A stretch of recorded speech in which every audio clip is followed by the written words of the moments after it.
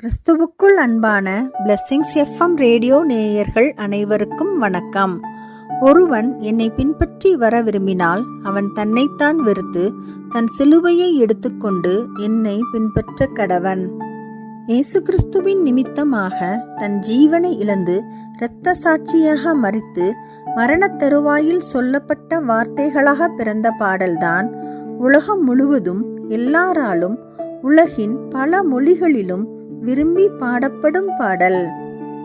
இயேசுவின் பின்னே போகத் துணிந்தேன், பின்னோக்கே நான் என்ற பாடல். சுமார் 150 ஆண்டுகளுக்கு முன்பாக 1840வது வருஷத்தில் இங்கிலாந்து தேசம் வேல்ஸ் மாகாணத்தில் ஒரு மாபெரும் எழுப்புதல் உண்டாயிற்று.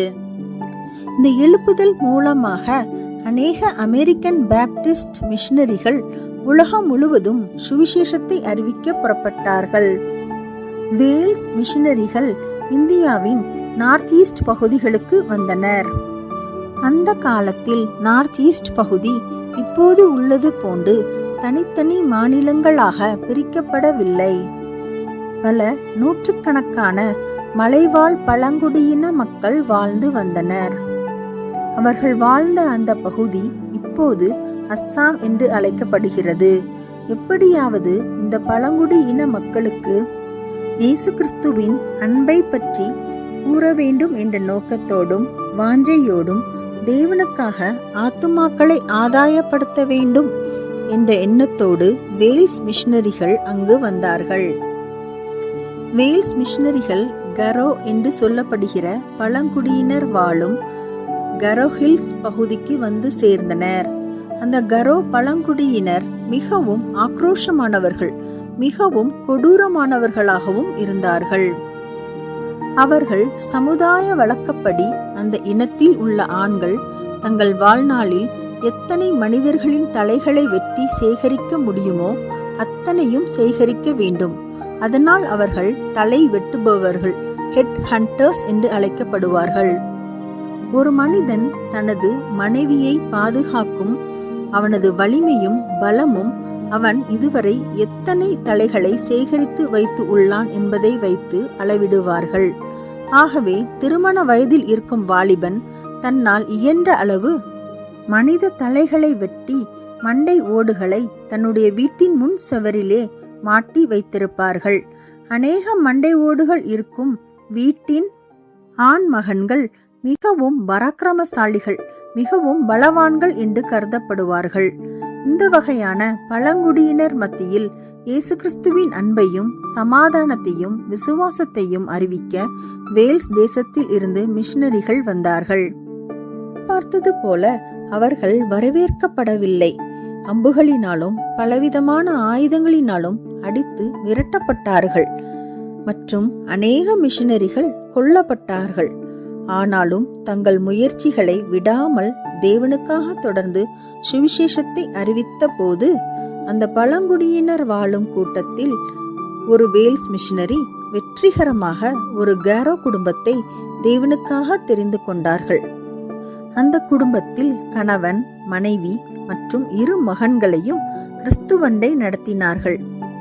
அந்த குடும்பம் இயேசு கிறிஸ்துவை தன் சொந்த இரட்சகராக ஏற்றுக்கொண்டார்கள். அந்த குடும்ப தலைவன் பெயர் நாக்சங் என்று சொல்லப்படுகிறது. அந்த நாக்சங் தான் இயேசு கிறிஸ்துவை சொந்த இரட்சகராக ஏற்றுக்கொண்டது போல தன்னுடைய பழங்குடியின மக்களும் இயேசு கிறிஸ்துவை தன் சொந்த இரட்சகராக ஏற்றுக்கொள்ள வேண்டும் என்று ஆசைப்பட்டு தன்னுடைய ஊழியத்தை தொடங்கினார். நாக்சங் அவர்கள் சொன்ன சத்தியத்தை கேட்டு அவர் கூட வாழ்ந்து கொண்டிருந்த அவருடைய சொந்த மக்கள் இயேசுவை ஏற்றுக்கொள்ள ஆரம்பித்தார்கள்.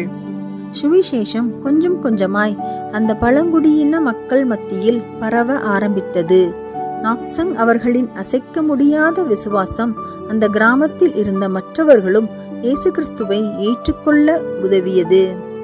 இந்த விஷயங்கள் அந்த கிராமத்தில் இருக்கும் பழங்குடியின மக்கள் தலைவன், கிராமத் தலைவன் காதில் விழுந்தது.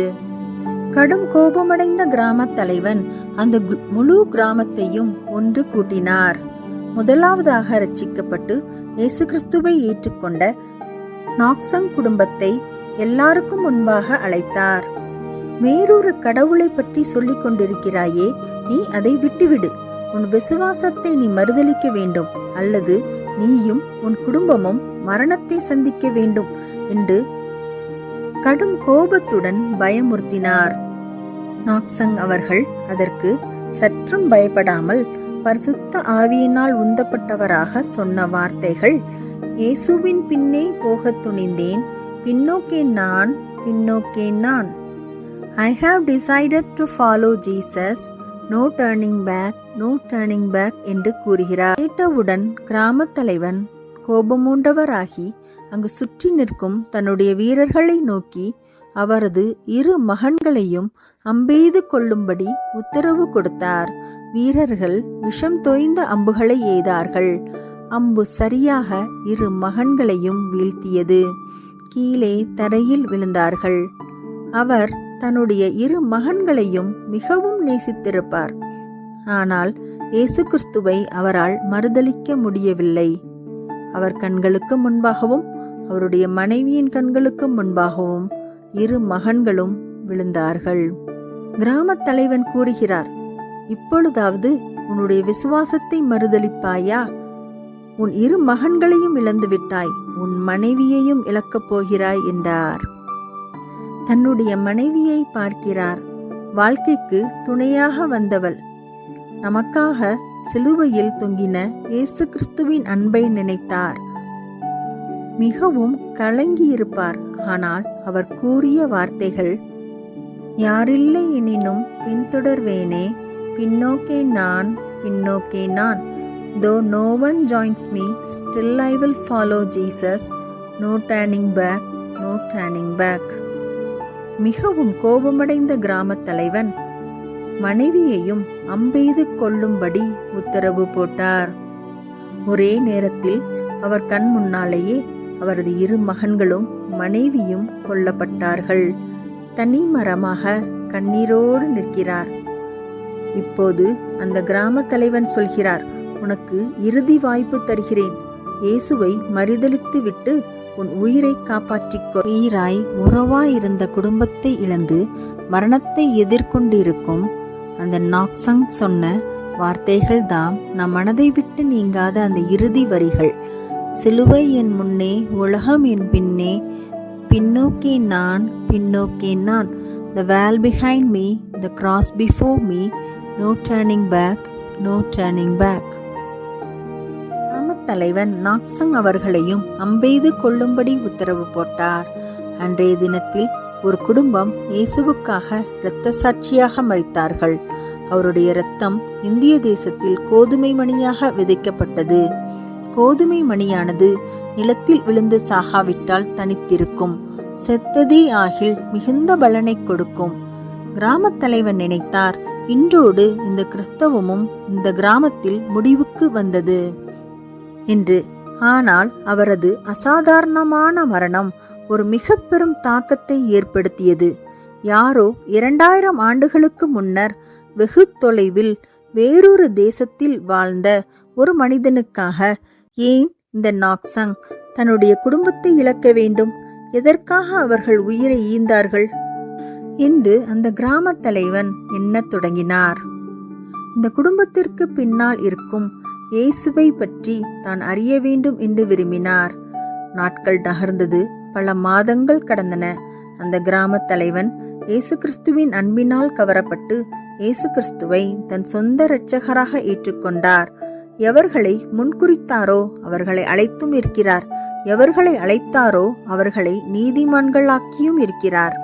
சவுல் பவுலாக மாறியது போல இந்த கிராமத் தலைவன் தன்னுடைய வாழ்க்கையை, நான் இயேசுவுக்கு சொந்தமானவன், I too belong to Jesus Christ என்று அறிக்கையிட்டார்.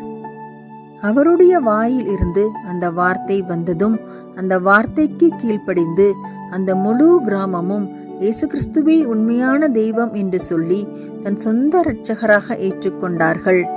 அள்ளி தூவும் விதையை சுமக்கிறவன் அழுது கொண்டே போகிறார். ஆனாலும் தான் அறுத்த அரிகளை சுமந்து கொண்டு கம்பீரத்தோடே திரும்பி வருவான். ஒரு குடும்பம் கோதுமை மணியாய் விதைக்கப்பட்டார்கள். ஆனால் தேவனாகிய கர்த்தர் அந்த கிராம தலைவன் நிமித்தம் அந்த முழு கிராமத்தையே தனக்காக தெரிந்து கொண்டார். ஹண்டர்ஸ் ஆக இருந்த மக்கள் சோல் ஹண்டர்ஸ் ஆக மாறினார்கள். எல்லாரும் இயேசு கிறிஸ்துவின் சுவிசேஷத்தை பிரசங்கிக்க ஆரம்பித்தார்கள். அதனால் இன்று நார்த் ஈஸ்ட் இந்தியா முழுவதும் கிறிஸ்தவர்கள் அதிகமாக இருக்கிறார்கள். கேரோ என்ற பழங்குடி இன மக்கள் அனைவரும் கிறிஸ்தவர்கள் ஆனார்கள். நாக்சங் அவர்கள் பேசிய கடைசி வார்த்தைகள் பிற்காலத்தில் சாது சுந்தர் சிங் அவர்களால் பாடலாக மாறியது. இந்த பாடல் இந்தியாவில் உள்ள எல்லா மாநில மொழிகளிலும் பாடப்பட்டுள்ளது. இந்தியாவில் மட்டுமல்லாமல் அமெரிக்கா, கனடா, யூரோப் போன்ற எல்லா கண்டத்திலும் இப்பாடல் மிகவும் பிரபலமானது. இவாஞ்சலிஸ்ட் பெல்லி கிரஹாம் அவர்கள் குரூசேடில் இந்த பாடல் மிகவும் விரும்பி பாடப்படுகிறது. இவைகளெல்லாம் இந்தியாவின் பில்லி கிரஹாம் என்று அழைக்கப்படும் டாக்டர் PB ஜாப் அவர்கள் எழுதிய வை காட் வை என்ற புத்தகத்தில் இடம்பெற்றுள்ளது. பல பாமாலை பாடல்கள் ஆங்கில மொழியில் இருந்து தமிழாக்கம் செய்யப்பட்டுள்ளது. ஆனால் இந்த பாடல் இந்திய தேசத்தில் எழுதப்பட்டு இந்திய ராகத்தில் அமைந்து உலகத்தில் உள்ள அனைவராலும் விரும்பி பாடப்படும் பாடலாகும். தேவனுடைய சிருஷ்டிப்பில் சூரியன், சந்திரன் மற்றும் எல்லா இயற்கை சிருஷ்டிப்புகளும் அவைகளுக்கு நியமித்த ஓட்டத்தில் ஓடுகிறது போல நாமும் நம்முடைய ஓட்டத்தை ஓடி விசுவாசத்தை காத்து கொள்ள வேண்டும். இக்காலத்திலேயும் கிருபையினாலே உண்டாகும் தெரிந்து கொள்ளுதலின்படி ஒரு பங்கு மீதியாயிருக்கிறது. நாம் அவர் தெரிந்து கொண்டவர்களாய் அவர் சிலுவையை எடுத்துக்கொண்டு பின்னே செல்வோமா?